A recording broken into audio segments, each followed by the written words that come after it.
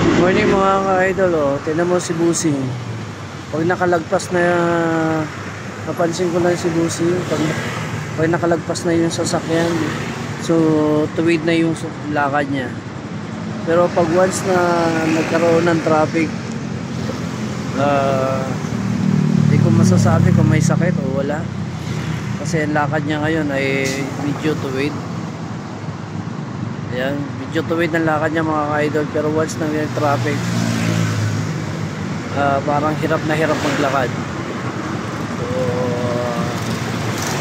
discarding nga naman talaga sa buhay. So hayaan natin sila kung anong ano natin. So yun lang. So ang concern ko lang ay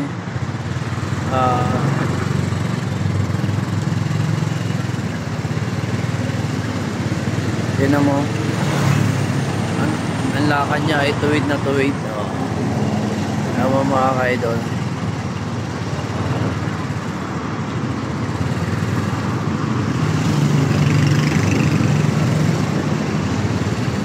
Pero pag nagta-traffic, akala mo ano hindi makalakad at hirap na hirap eh. Ayan mga ka-idol, tignan mo. So nakadaan naman ako dito, so wag naman sana gano'n kasi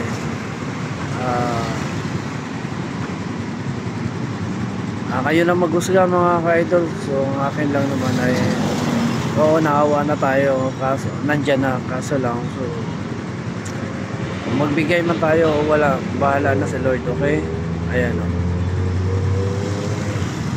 So diskartehan nga naman talaga sa buhay. Okay, so yun naman masasabi ko mga ka-idol, kasi once na dumadaan ako dito sa Morty, ayan,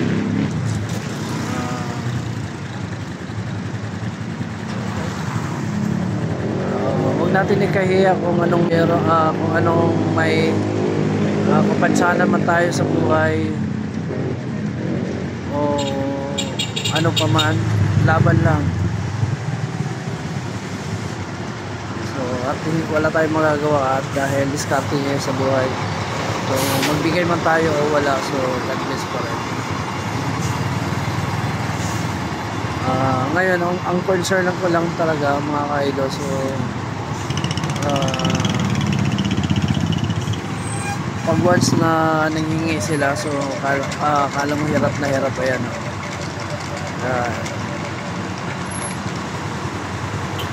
pero pag wala ng traffic mga ka-idol, so tuwid pala ang lakad nila. Okay, so yun lang mga ka-idol. So maraming salamat and God bless po sa aking pumagahan. Okay, kanya-kanya diskarte sa buhay para tayo ay mabuhay. Okay, yun lang mga ka-idol.